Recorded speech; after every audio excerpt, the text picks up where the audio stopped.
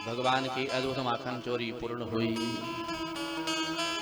गोपियां अपने अपने घर गई हैं और कृष्ण दीवानी गोपी भगवान श्री कृष्ण के जीवन केवल उनके ही चिंतन में अपना जीवन व्यतीत कर रही हैं। ऐसी सुंदर दिव्य लीला को श्रवण करके परीक्षित जी गदगद हो गए। बोले गुरु जी, भगवान की इतनी सुंदर लीला है और हमने अपना यूं ही 60 वर्ष गंवा दिया। आज हमारे मन में एक जिज्ञासा हो रही गुरु जी, जो सुख पुत्र ना होते हुए भी यशोदा और नंद उठा रहे हैं, जबकि इस सुख पर अधिकार किसका था? देवकी और वसुदेव जी का। देवकी की दशा जानते हैं आप लोग? दिन तो कैसे बीत जाता था पर रात्रि नहीं बीतती थी, उनको कभी नींद ही नहीं आती। अरे जिस मां के छाप ये बच्चे मारे गए हो, 7वां गर्भ आकर्षित किया गया, रोहिणी के गर्भ में स्थापित किया गया और 8वां जन्म लेते ही मां से दूर चला गया है। उसमें भी कभी पूतना जा रही है, कभी तृणावर्त जा रहा है, कभी शकटभंजन जा रहा है। वो मां कैसे जीती होगी? कभी कभी तो देवकी इतनी रोती थी कि वसुदेव जी उठ के बैठ जाते। देवकी तो अपने प्राण दे देगी। ऐसे ही जब रोएगी और जब हमारा लाला वहां से वापस आएगा और तेरी ये दशा देखेगा तो कैसे रहेगा? ध्यान देना, मां की दशा कौन समझ सकता है? अवश्य हमारे लाला को भूख लगी होगी, पता नहीं यशोदा उसे भोजन कराती है कि नहीं कराती है। बिना मां के वो कैसे रहता होगा? उसे समय से दुग्धपान कराती है कि नहीं कराती है? वहां तो ठाकुर जी की इतनी सेवा हो रही, इतनी सेवा हो रही, उसकी बखान कोई उसका गुणान बाद गा नहीं सकता है। और देवकी दिन रात चिंतन में पड़ी हुई है। तो गुरु जी, हमारे मन में एक जिज्ञासा है, ये यशोदा कौन है? इस प्रसंग को बड़े ध्यान से सुनिएगा। अगर मन भटकाओगे तो इस प्रसंग का आनंद कभी नहीं पाओगे आप लोग। बड़ा ही अद्भुत प्रश्न और जिज्ञासा है परीक्षित जी का, आप लोग दर्शन करिएगा। नंदः किं करोन् ब्रह्मन् श्रेयैवं महोदयम्। महाराज, ये नंद कौन है? बेटा तो ये ठाकुर जी किसी और के थे, पर लेकिन जो आज सुख नंद और यशोदा उठा रहे हैं, इनका क्या सौभाग्य है? इन्होंने ऐसा कौन सा सत्कर्म किया है, कौन सा ऐसा धर्म किया है कि यस्यास्तनं हरिः, जिस स्तनपान पर देवकी का सौभाग्य होना चाहिए था, आज वह सौभाग्य यशोदा जी को प्राप्त हो चुका है। तो महाराज जी, ये नंद कौन है, ये यशोदा कौन है? इन्होंने अपने जीवन में ऐसा क्या पुण्य किया, ऐसा क्या धर्म किया कि जिस स्तनपान पर माता देवकी जी का अधिकार था, आज वह अधिकार यशोदा जी को प्राप्त हो गया। यशोदा च महाभाग यस्यास्तनं हरिः।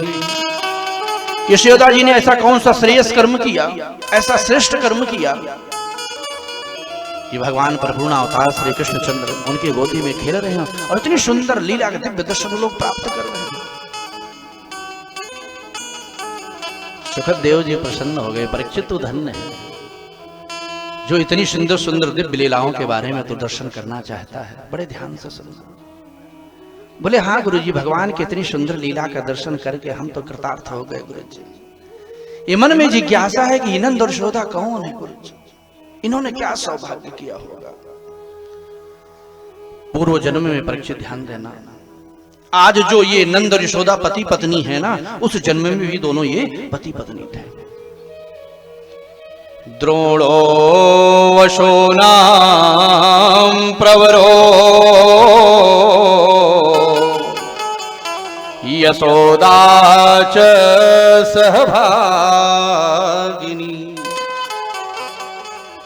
उस पूर्व जन्म में ये द्रोण नाम के वसु थे और यही जो यशोदा है ना, ये धरा नाम की इनकी पत्नी थी। और ब्रह्मा जी के कहने पर नारायण के आदेश को मान करके, हमारे आपके यहाँ सृष्टि की रचना में 8 वसु है ना, उन 8 वसुओं में एक वसु द्रोण महाराज जी ये सृष्टि की रचना करते थे। ब्रह्मा के आदेश को मान करके 100 वर्ष तक द्रोण महाराज ने सृष्टि की रचना करी, पति पत्नी ने। और ब्रह्मा जी प्रसन्न हो गए। एक दिन ब्रह्मा जी आए, बोले द्रोण, साक्षात नारायण आपके ऊपर प्रसन्न है।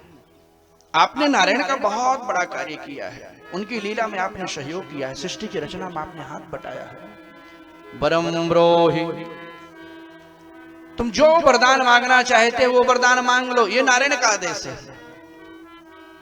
तो ध्यान दीजिएगा, चरणों में गिर पड़े हैं द्रोण महाराज। अच्छा, भगवान के जो असली भक्त हैं ना, जो चरणानुदास हैं, वो जानते हो ठाकुर जी से क्या मांगते? ठाकुर जी प्रकट भी हो जाएं तो ठाकुर जी से क्या मांगते हैं? अच्छा, हम आप अभी भगवान चले आए तो ध्यान देना, हमसे आपसे मांगना भी नहीं आएगा।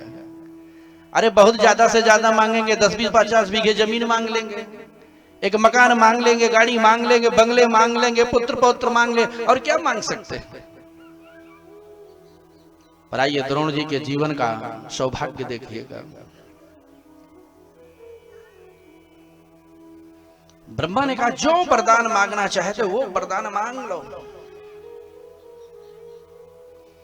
पर भगवान के जो प्रेमी भक्त हैं वो ठाकुर से जानते क्या चाहते हैं?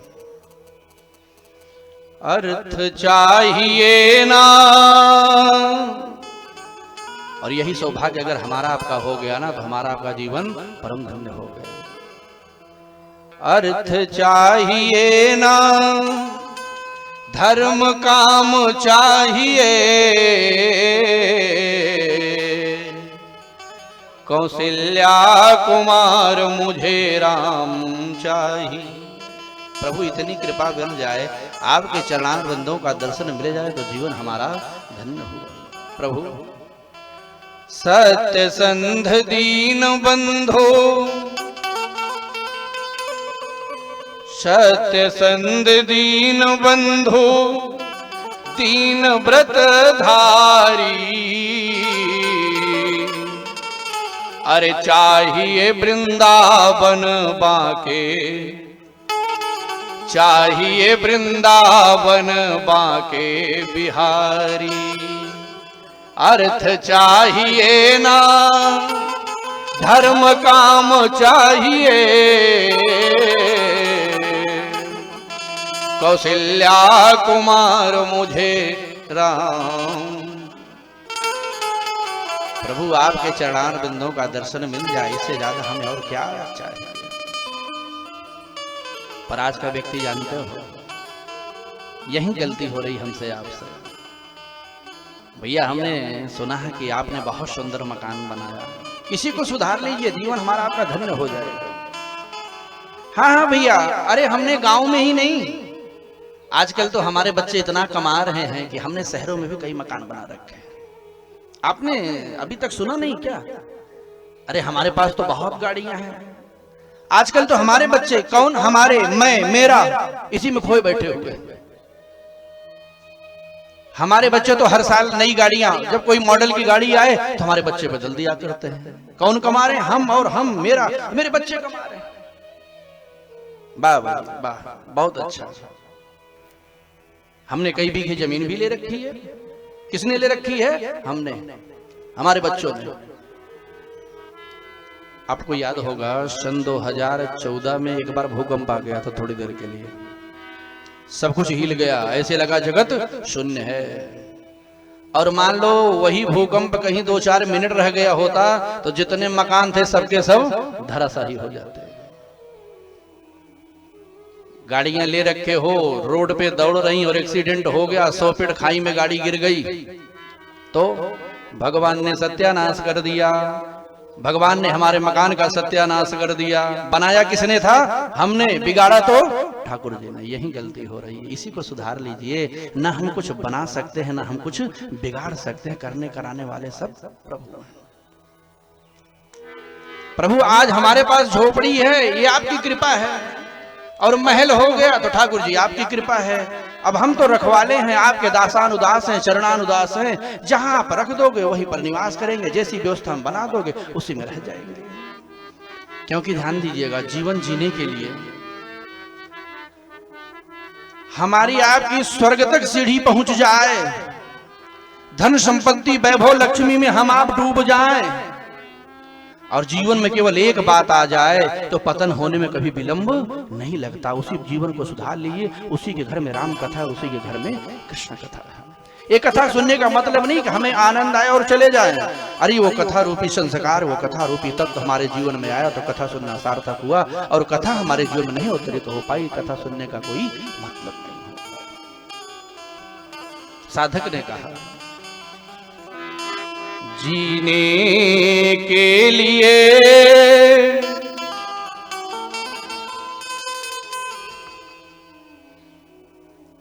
चलने के लिए और तरने के लिए, ये गुरु गीता का संदेश है। जीवन में सर्वोपरि इसे बड़े ध्यान से आप लोग अपने जीवन में उतारना, तो कभी जीवन का पतन नहीं हो सकता। चलने के लिए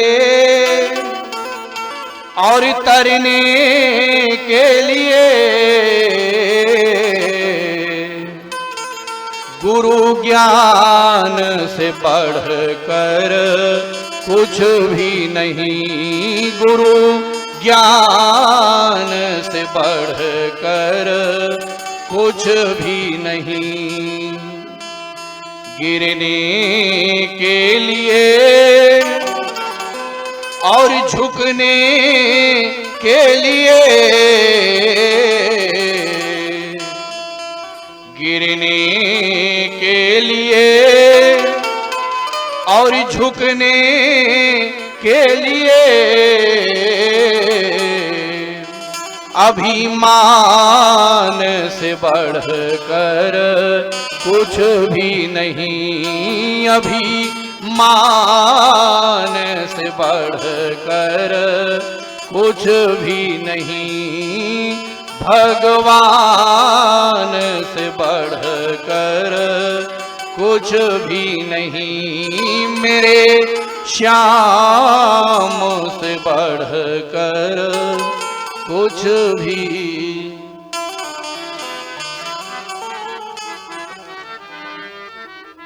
तो ध्यान देना, अगर ऐसा सौभाग्य हमारे आपके भी जीवन में मिल जाए, कभी ब्रह्मा आ जाएं, देवादिक देव आ जाएं और हमारे सौभाग्य भाग्य की सराहना करें और ऐसा प्रश्न हमसे आपसे करें, तो एक ही बात मांगना, वही हमारे जीवन का कल्याण का रास्ता होगा। नाथ भगत यति सुखदायिनी,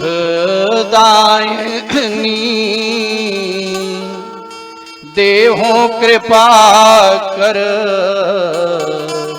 अनपायिनी। तो जैसे ही ब्रह्मा ने कहा कि नारायण तुम्हारे ऊपर प्रसन्न है, जो वरदान मांगना चाहते हो वो वरदान मांग लो, तो जानते हो परीक्षित द्रोण ने क्या वरदान मांगा?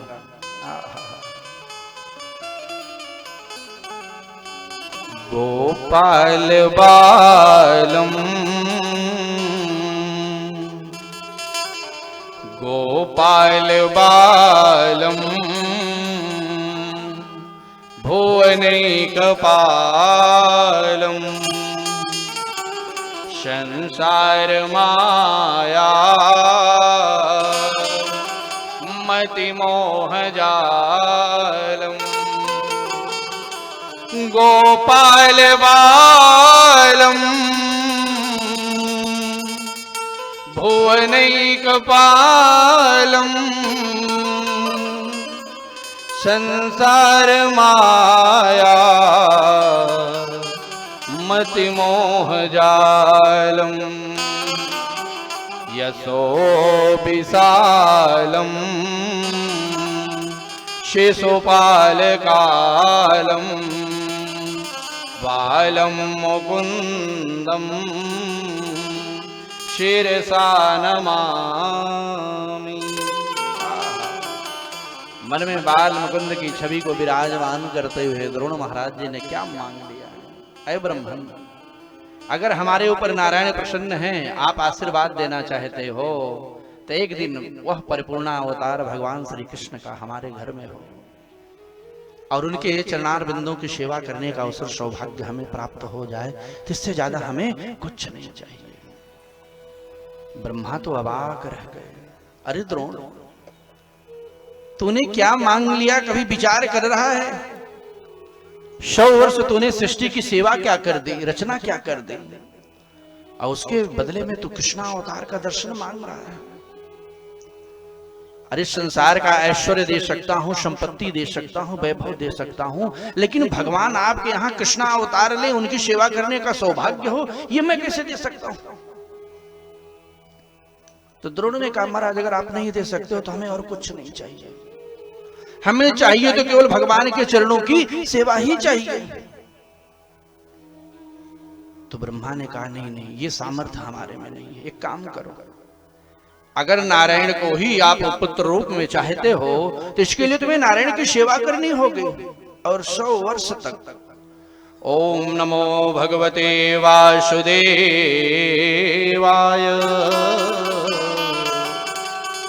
इसी दिव्य मंत्र का जाप करते हुए 100 वर्ष तक द्रोण महाराज समाधि, और 100 वर्ष के बाद जब उठे हैं तो ध्यान देना, द्रोण महाराज जब समाधि में बैठ गए, तपस्या में बैठ गए, तो धरा देवी भी उनके सन्मुख बैठ गई। क्यों? कि मान लो हमारे पति तपस्या से उठे और कोई वस्तु मांगे और हम नहीं रहेंगे तो हमारा जो धर्म है वो नष्ट हो जाएगा। द्रोण महाराज जब 100 साल के बाद तपस्या से उठे हैं तो ध्यान देना, अब उनके पास चलने की शक्ति नहीं रह गई।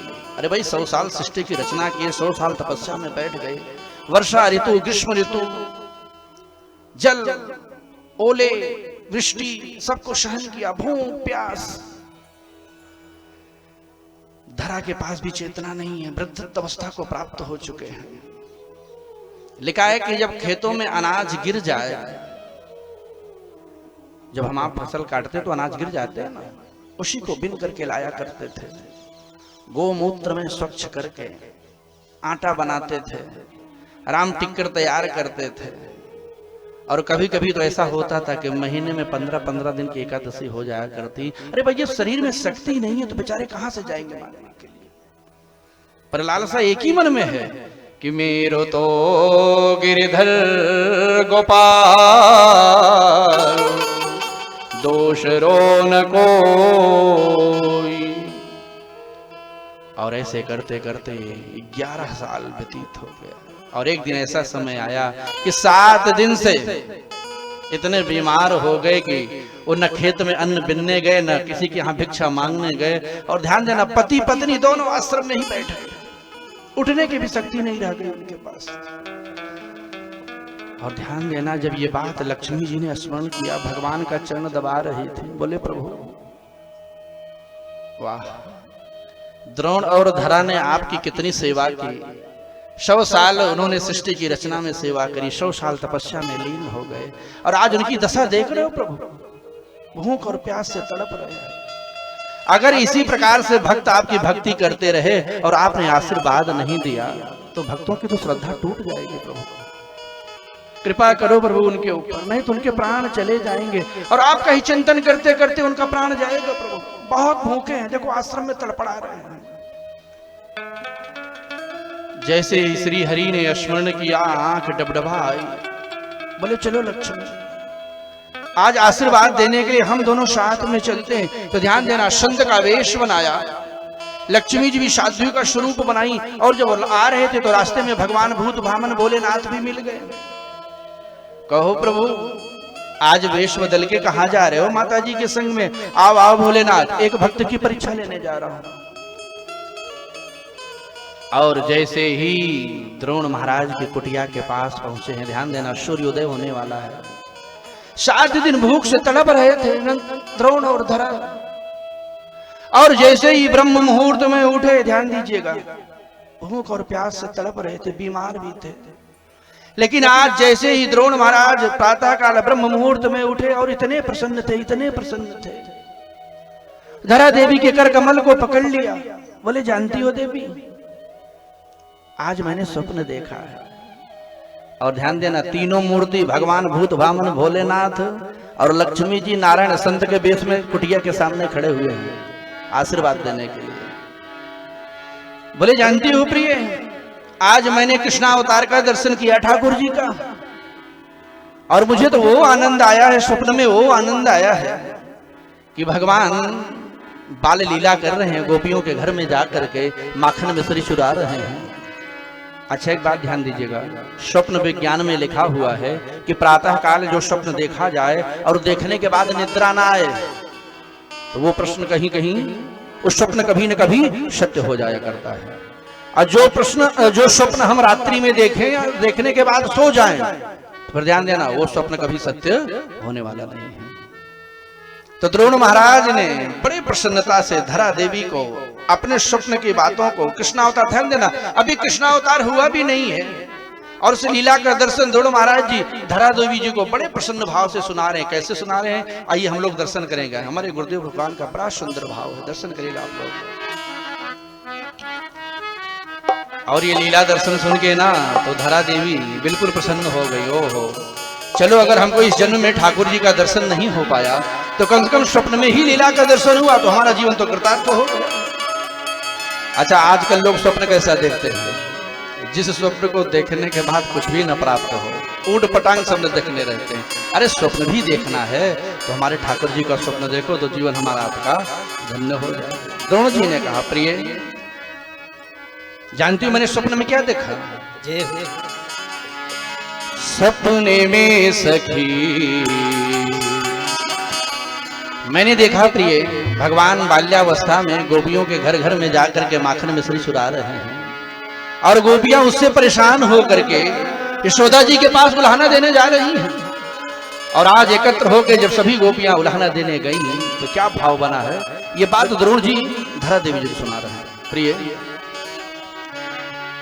सपने में सखी देखो नंद गोपाल, सपने में सखी देखो नंद गोपाल, सपने में सखी देखो नंद गोपाल। सावरी सुरतिया हाथ बसुरिया, सावरी सुरतिया हाथ बसुरिया, और घुंघराले बाल, और घुंघराले बाल, सपने में सखी सपने में सखी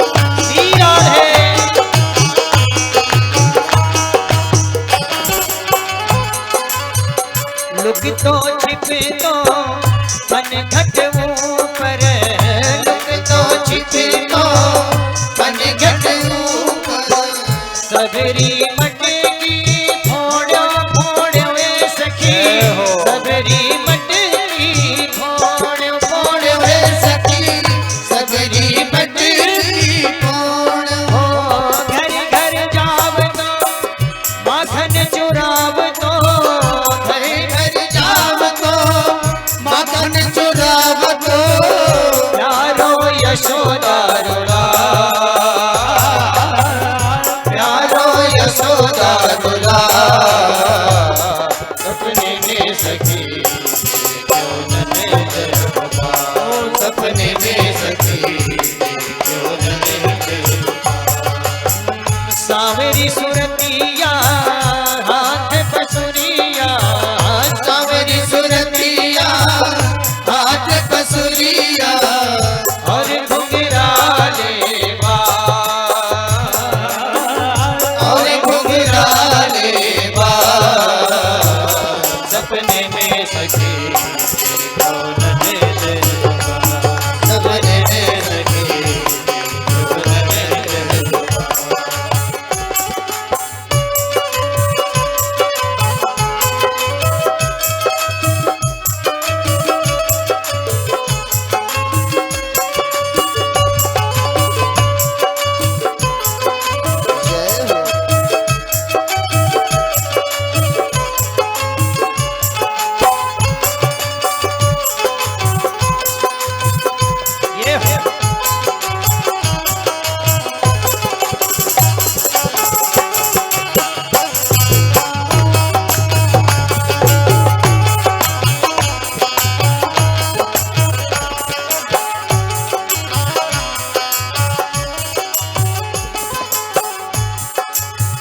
मारे सांगे नटखट नैयो, मारे सांगे नटखट नैयो, लुकनी छिपनी खेले खेले रे सखी, लुकनी छिपनी खेले खेले रे सखी, लुकनी छिपनी खेले, जब मैं पकड़न कृष्ण कन्हाई रे, जब मैं पकड़न कृष्ण कन्हाई रे, मैं तो हो गई निहार,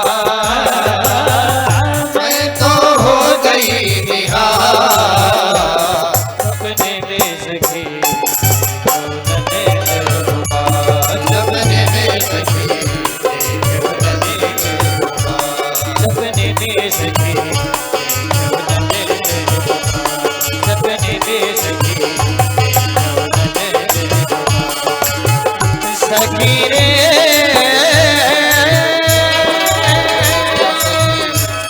बिहारी,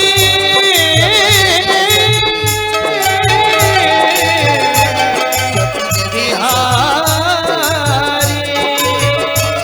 सपने में सखी क्यों न मिले बाबा, सपने में सखी क्यों न मिले बाबा, सपने में सखी क्यों न मिले बाबा।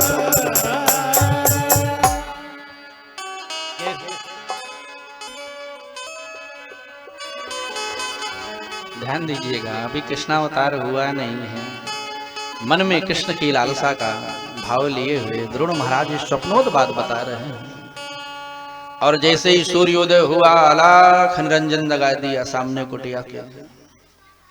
द्रोण जी ने देखा तो सामने संत भगवान खड़े हुए थे।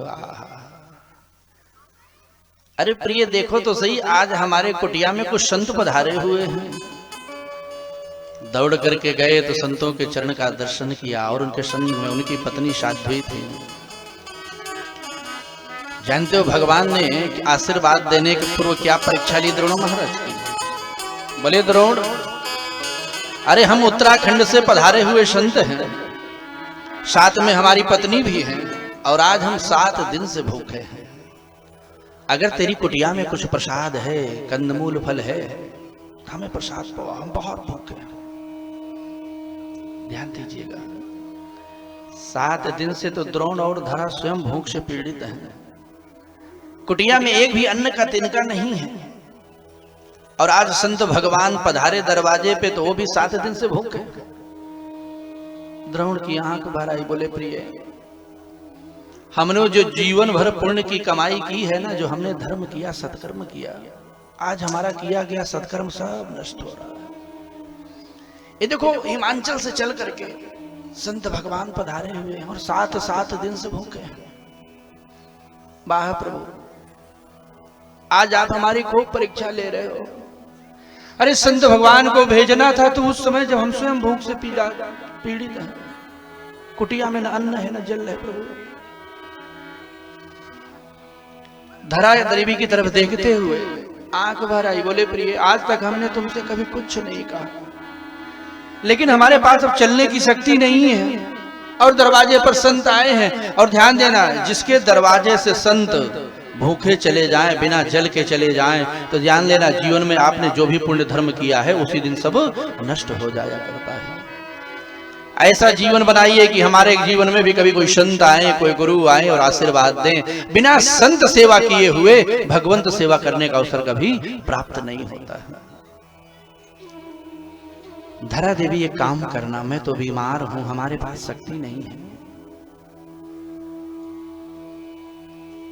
इस पर्वत के उस पार कुछ श्रेष्ठ व्यापारी लोगों का निवास है, तुम चली जाओ और जिस प्रकार से 3 मूर्तियों के लिए भोजन मिल जाए, भोजन मांग करके ले आना। उधारी में मिले तो उधारी में ले आना, दुकान की सेवा के बदले मिले तो सेवा कर देना, लेकिन आए हुए अतिथि कभी घर से वापस नहीं जाने चाहिए। धरा देवी ने पति का चरण बंदन किया और व्यापारियों के गांव में चली गई। घर घर जाकर के आंचल फैला दिया, भैया हमारे घर कुछ संत पधारे हुए हैं, संत की सेवा करना, आप लोग हमें थोड़ा सा भोजन दे दें। वो संत लोग 7 दिन से भूखे हैं। तो व्यापारी लोगों ने बड़ा तिरस्कार किया, अरे ये चले आते हैं मांगने वाले, ऐसे बहाना संत का ले रहे हैं, स्वयं भूखे होंगे। अरे नहीं, भूखे होंगे तो अन्न ले जाकर के बेचते होंगे, तमाम बातें सुनाने लगे लोग। और ध्यान देना, मध्याह्न बेला हो चली, धरा देवी को कहीं भी कुछ प्रसाद मिला ही नहीं। और देखते देखते गोधूल बेला, सायंकाल भी आ गई। धरा देवी ने प्रतिज्ञा किया कि बिना अन्न के वापस जाऊंगी यहां से। और वो संत 7 दिन से भूखे जो हमारे कुटिया से बिना भोजन के जाएंगे, और उनके जाने के बाद ही हमारे पति देख नहीं पाएंगे, उनका तो प्राण चला जाएगा। और जब उनके प्राण चले जाएंगे तो मैं जी करके क्या करूंगी? मैं इसी पर्वत पे चढ़ करके अपना प्राण दे दूंगी, कूद जाऊंगी, लेकिन बिना खाली हाथ वापस नहीं जाऊंगी। और देखते ही देखते पर्वत पर चढ़ने लगे। और उसी नगर में एक व्यापारी ने धरा देवी को पर्वत पर जब चढ़ते देखा तो दौड़ के गया, धरा देवी का हाथ पकड़ लिया। अरे देवी जी, पर्वत से कूदे कूदे प्राण चले जाएंगे। बोले मैं जीना कहाँ चाहती हूँ। धरा देवी ने रो करके अपनी आप बीती सुनाई है, ध्यान दीजिएगा। व्यापारी ने हाथ पकड़ लिया, देवी जी कोई बात नहीं है, चलो हमारे घर। तुम्हें 3 मूर्ति के लिए भोजन चाहिए ना, मैं भोजन दे रहा हूं ना। अपने घर ले आया और जैसे ही भोजन देने का भाव बनाया तो ध्यान देना, ये मन बड़ा चंचल है। इस मन के बहकावे में कभी मत आना, नहीं तो जो मन है ना आपका जीवन व्यर्थ बना देगा। क्योंकि ध्यान दीजिएगा, देखना इंद्रियों के न घोड़े भगे। कभी कभी मन में आता है कि चलो वृंदावन चले चले, हमें संत की सेवा करनी है, तीर्थों की सेवा करनी है, भागवत श्रवण करना, ये करना वो करना है, और दूसरे क्षण ही मन भाव बदल जाता है। नहीं नहीं, ये सब व्यर्थ की बातें हैं। इसी माया में लिप्त रहेंगे, खूब आनंद आएगा, सुख होगा, फिर कभी मन में भाव जगा, अरे नहीं नहीं, बिना भजन किए कल्याण नहीं। ध्यान देना, जैसे ही मन भजन आनंदी बना कि थोड़ी देर में माया ने फिर पर्दा डाल दिया, अरे छोड़ो, लोगों ने भजन किया, क्या मिला भाई? तो मन के बहकावे में जो बहक गए उनका जीवन व्यर्थ हो गया। तो मन को एकाग्र चित्त कैसे करें? जैसे ही मन में भाव आए कि हमें भजन गाना है तो ध्यान देना, बहकाइए मत, ध्यान केंद्रित करिए और ठाकुर जी के भजन में लग जाइए तो जीवन कल्याणमय हो जाएगा। देखना इंद्रियों के न घोड़े भगे, देखना इंद्रियों के न घोड़े भगे, रात दिन इनको संयम के कोणे लगे। जैसे ही मन भागे ना कि मनीराम को बढ़िया सा कोना लगा, अरे इधर भग रहा है ना, इधर चलो। अरे हम जो सुनना चाहे कान वो सुने। अब कान जो सुनना चाहोगे वो सुनाओगे ना तो जीवन तो आपका व्यर्थ होना चाहिए। हम जहां जाना चाहें पैर वहां जाना चाहिए। अब पैर का मन तो कहीं भी चला जाएगा। रात दिन इनको संयम के कोड़े लगे, अपने रथ का सुमार्ग बढ़ाते चलो। कृष्ण गोविंद गोपाल, कृष्ण गोविंद गोपाल गाते चलो। देखना इंद्रियों के न घोड़े, और बढ़ गए भग गए तो जीवन हमारा आपका व्यर्थ हो गया। हम जहां जाना चाहे मन वहां जाए, हम जो सुनना चाहे मन वो सुने। अब मन की मान बैठोगे ना तो मनीराम तो आपको कभी न कभी गिरा ही देंगे। तो संयम के घोड़े शरीर में हरदम लगते हैं। तो ध्यान देना, व्यापारी लेकर के आया तो मन बड़ा शुद्ध और बुद्ध था, और जैसे ही घर आया तो पाप आ गया उसके मन में। ये तीन मूर्ति के लिए भोजन मांग रही और प्राण दे रही है। बताओ, तीन आदमी के लिए कभी कोई प्राण देता है क्या? अरे जरूर ही ये इधर उधर का काम करती होगी, देखने में बहुत सुंदर दिख रही है। बताओ, उसके मन में तो पाप आ गया। बोले सुनो देवी जी, हमारा व्यापारी जीवन है, बिना हम किसी लेन देन के किसी कुछ देते नहीं है। अरे तीन मूर्ति के लिए नहीं, तुम्हें 25 मूर्ति के लिए भोजन दे दूंगा, लेकिन उसके बदले में तुम्हें कुछ ना कुछ हमें देना होगा। धरा देवी की आंख भर आई, भैया अरे हमारे पास खाने के लिए अन्न है, न पहनने के लिए वस्त्र है। हमारी शरीर देख रहे हो, अपने शरीर को किसी प्रकार से फटे पुराने वस्त्रों से कांटे चुभा करके हमने अपने शरीर को ढांक रखा है। भैया अगर हमारे पास कुछ होता ही तो आप यहां मांगने क्यों आते? बोले नहीं नहीं देवी जी, आपको कुछ ना कुछ तो देना पड़ेगा। जब कई बार उसने ये बात कही तो धरा देवी की आंख भर आई कि भैया तू ही बता दे, तुझे हमारे शरीर पे ऐसा क्या दिख रहा है जो बहुमूल्य मणि दिख रही तुझे?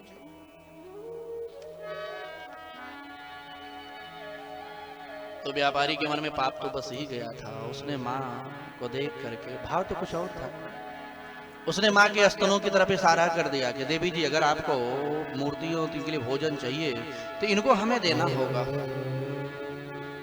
और ध्यान देना, जैसे ही उसने माँ को ये भाव दिया है, माँ की आंख डबडबा आई। अरे ये शरीर तो भगवान की दी हुई है, अगर भगवत सेवा में शरीर अर्पण कर दी जाए तो ये शरीर मेरे किसी काम की। अगर इसको हमारे स्तनों से ही सुख है तो माता जी ने कहा तेरे घर में कोई चाकू होगी क्या? वो भी नहीं समझ पाया, ला करके चाकू दे दिया। और जैसे ही धरा देवी ने चाकू पाया हाथ में, संत सेवा में अपने दोनों स्तनों को काट करके व्यापारी के तराजू में फेंक दिया, ले जाइए मेरे किसी काम के नहीं। और ये भाव जब भोलेनाथ ने देखा, संत बने भोलेनाथ ने तो आंख डबडबाई। प्रभु आज तक बड़े बड़े ध्यान वीरों को हमने दान देते देखा, परीक्षा देते देखा, लेकिन जैसी परीक्षा इस देवी ने दे दी ना, ऐसी परीक्षा तो आज तक किसी ने दिया नहीं। अगर आप हमसे पहले बता देते कि आप ऐसी परीक्षा लोगे तो आपके साथ हम कभी चल करके नहीं। उसने तो जीवन ही अपना, माँ के शरीर से इतना रक्त गिरा है, इतना रक्त गिरा है, लेकिन माँ ने कहा प्रभु ऐ करुणा बरुणाले जगत नियंता, जब तक मैं संत भगवान को भोजन न बना के दे दूं, प्रसाद न पवा दूं, तो हमारे प्राण नहीं निकलने चाहिए। और वो व्यापारी जानते हो वो तो बावरा हो गया, पागल हो गया, पागल की भांति घूमने लगा। 3 मूर्ति के लिए भोजन लेकर के आई है और भोजन बनाई है, और जैसे भोजन प्रसाद लेकर के संतों को प्रसाद पवाने लगी, मां के कटे हुए स्तनों से रक्त की धार गिर पड़ी। भगवान उठ करके खड़े हो गए, चलो मित्र, इसके हाथ से भोजन नहीं करना है मुझे, इसने देखो मुझे रक्त भिक्षा दे दिया, मेरे भोजन में रक्त गिरा हुआ है। और जैसे ही उठ करके भगवान खड़े हो गए, भगवान भोलेनाथ तो देख रहे प्रभु क्या क्या परीक्षा ले रहे हो। द्रोण जी भी नहीं समझ पा रहे हैं कि प्रिय रक्त कहां से गिर रहा है। इतना कहना था कि धरा देवी चरणों में द्रोण के बैठ गए, बोले प्रभु आपका आदेश था बिना भोजन लिए वापस मत आना, तो आज भोजन के बदले मुझे अपने शरीर को ही काट के दे देना पड़ा। और जैसे ही ये कटे हुए स्तनों को दिखाया है, ध्यान देना, तत्क्षण ही भगवान अंतर ध्यान हो गए वहां से और प्रकट हुए तो चतुर्भुज रूप में बोलिए चतुर्भुज भगवान की जय हो। सशंख चक्रम शकरीट कुंडलम शपीत वस्त्रम शरसिरुहे क्षणम सहारवक्ष स्थल कौस्तुभस्त्रियं नमामि विष्णुं शिरसा चतुर्भुजम्।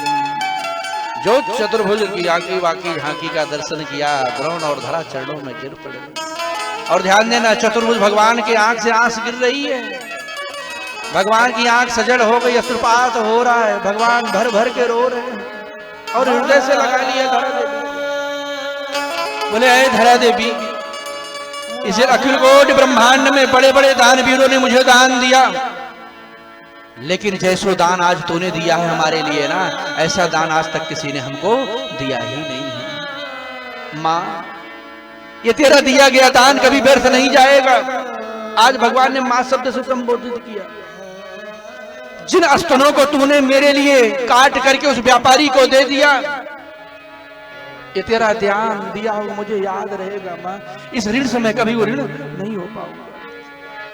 आने वाले द्वापर युग में जब मैं कृष्णा अवतार लूंगा, बेटा तो किसी और का बनूंगा, लेकिन जिन स्तनों को काट करके तूने हमारे लिए दान कर दिया, इन्हीं स्तनों का पुत्र रूप में 12 वर्षों तक मैं पान करूंगा। बोले भक्तवत्सल भगवान की। तो ये परीक्षित, ये आज वही धरा देवी है, यशोदा होकर के जन्म ली हैं, ये वही द्रोण है, नंद होकर के जन्म लिए हैं। तो पूर्व जन्म में भगवान दिए गए अपने वचनों को पूर्ण करने के लिए इस संपूर्ण आनंद और ऐश्वर्य और सुख नंद और यशोदा को प्रदान करे। इसलिए ध्यान दीजिएगा। अदच दानाच भवे दरिद्री दरिद्रतावच करोति पापम् पाप प्रभावा नरकं प्रयान्ति पुनः दरिद्री पुनरेव पापी। अरे जिसने जीवन में दान नहीं दिया, संतों के चरणों की सेवा नहीं करी, तो उधर पूर्ति के लिए पाप करेगा, पाप के प्रभाव से नरक में जाएगा, लख 84 में भटकता रह जाएगा, लेकिन उसे अवसर उतारने का भी समय ही नहीं मिल पाएगा। तो ऐ परीक्षित, आज दान के प्रभाव से नंद और यशोदा ने प्रभु को प्राप्त कर लिया है। तो भगवान को जिसने भी प्राप्त किया, श्रद्धा और भक्ति से ही प्रभु